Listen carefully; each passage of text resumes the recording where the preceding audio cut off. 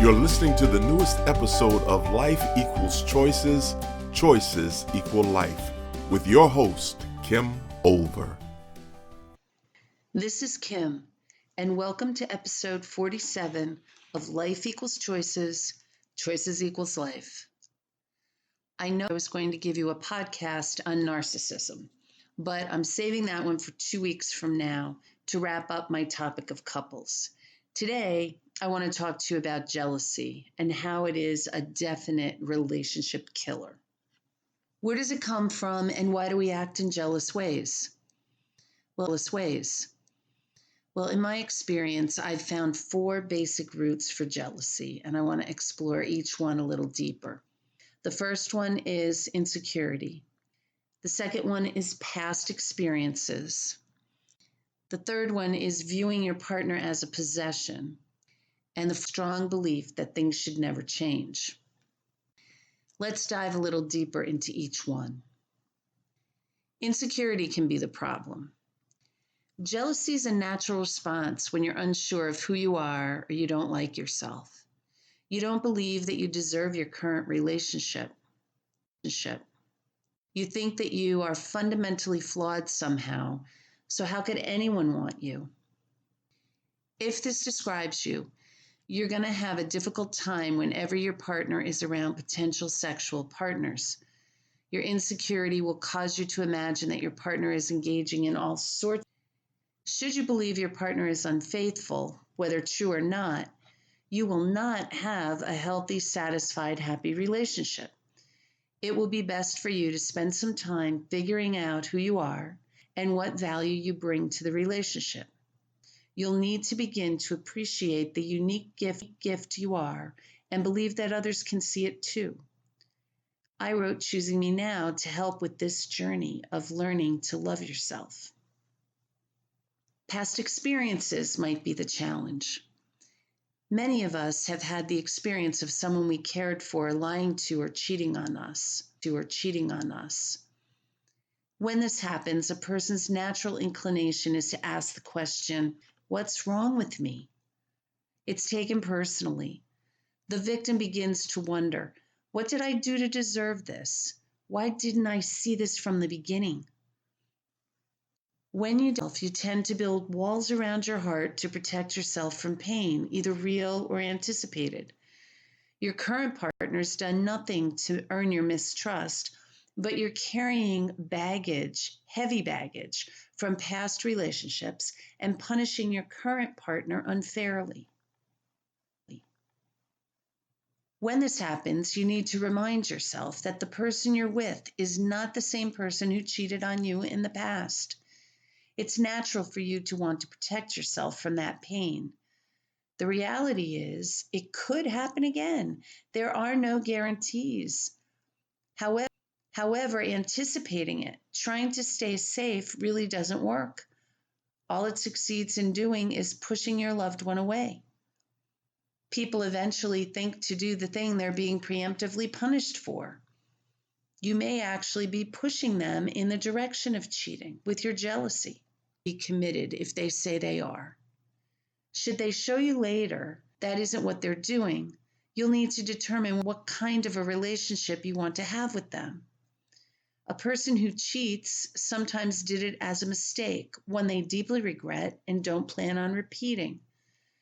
Sometimes a person who cheats is a person who will always cheat. You need to decide if you want to forgive and stay in the relationship, hoping it was just a one-off. You may also decide you want to separate to see where you stand in this relationship. And others of you may decide if they cheated once, they'll cheat again and end the relationship. If you want to see more about surviving an affair, check out last week's podcast episode. There's another option for some, and that is consensual non-monogamy.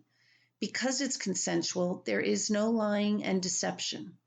I plan a podcast on this lifestyle in season 3, coming in 2021. The third possibility is that we view our partner as a possession, and then jealousy comes naturally. Once you commit to each other in a relationship, sometimes one or both partners start to view their significant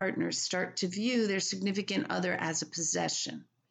You begin to call each other my man, my woman, my husband, my wife, with emphasis on the my. You expect certain behaviors of the person who, quote, belongs to you. You want your exactly as you expect, and that does not include any flirtation or involvement with any potential sexual partners. People who view their partner as a possession feel perfectly justified dictating their partner's behavior. I remember a boyfriend of mine in college telling me no girlfriend of mine will ride horses or be on the equestrian team right after I had attended an equestrian team meeting. Needless to say, he wasn't my boyfriend after that. If you are someone who views your partner as your possession, then you need to begin seeing them as a separate entity with hopes and desires that are different from yours. Your partner may at times engage in behavior you don't approve of.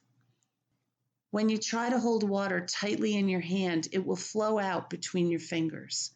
But if you cup your hand without trying to prevent the water's flow, it will stay in your open palm, too. When you stop trying to possess your partner, they'll be more likely to stay. Should they leave, they weren't the right one for you, or perhaps it just wasn't the right time for your relationship. If you tend to be the jealous one in your relationships, ask yourself if you're contributing to your partner cheating by trying to possess them and dictating their every move. If so, you may want to rethink this behavior.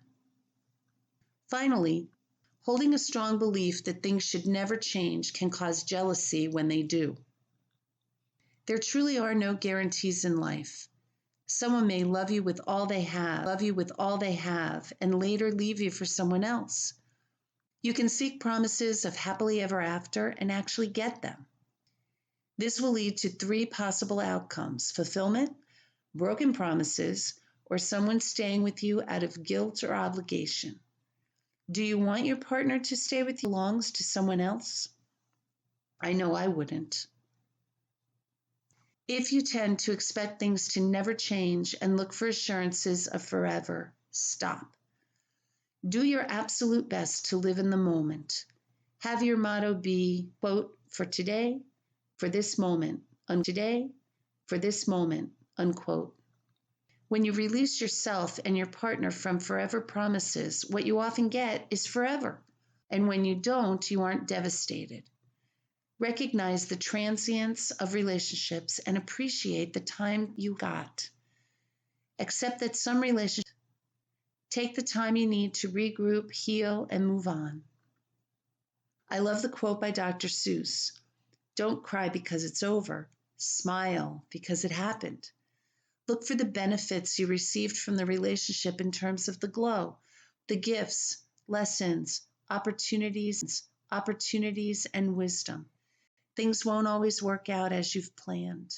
Be grateful for what you had and let it go. Being present in the now.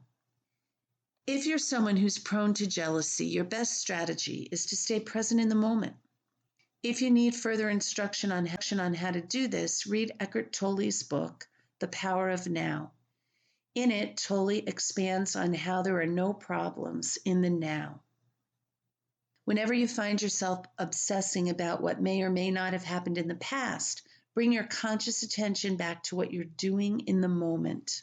Worrying about what might be happening in the future, reorient yourself to the present moment.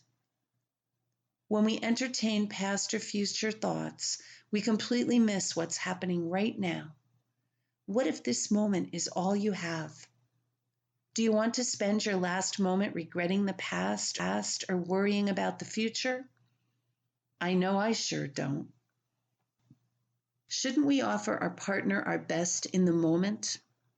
If you stay fully present to the moment, there will be no room for jealousy, nagging about things not done, worrying about bills not paid, preoccupation with work, worry about children, or any host of other things. Be present in the moment, but especially be present when you're with the one you love. They deserve your complete attention and appreciation for the moment being shared. The upper limit problem. Author Gay Hendricks writes about the upper limit problem in his groundbreaking book, The Big Leap. He writes that people can only tolerate so much success in certain areas. Once they reach their limit of success, they tend to sabotage themselves from exceeding the level of success that's comfortable for them. Marci Shimoff, in her book, Happy for No Reason, also discusses a happiness set point. She writes that people have a set point for how much happiness they can stand. When things are going better than they think they deserve, people tend to engage in sabotage. Sometimes this takes the form of jealousy. Keep a vigilant eye out for your own self-sabotage. Getting this under control can greatly enhance your relationships. This is something a good coach can help you with. You can learn to make those subconscious limits conscious. Once they've been moved from the dark, you can see them for what they are in the light of day. They aren't so scary. You can face them, put them in their place, and move on. Jealousy is a wasted emotion. It doesn't prevent cheating from happening and may in fact increase the odds that it will. If an affair has already occurred, jealousy won't stop it from happening again. It will only serve as punishment for the person who's cheated. They will likely accept the punishment for a time, but then they'll grow weary of the constant accusations and may leave you anyway. If getting to the root of it will be beneficial for you in any of your current or future relationships. Seeing a good relationship coach can help.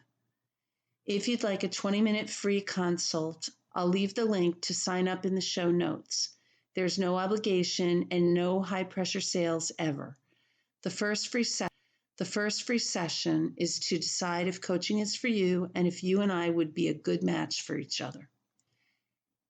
I hope you've enjoyed today's show and that you'll join me next week when I interview a couple, but not just any couple, two people who have formed a choice theory relationship.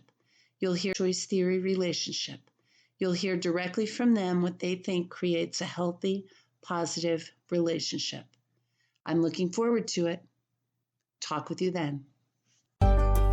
This has been another thought-provoking episode of Life Equals Choices, Choices Equal Life. Past episodes, please visit our website at www.therelationshipcenter.biz/podcast and remember to subscribe.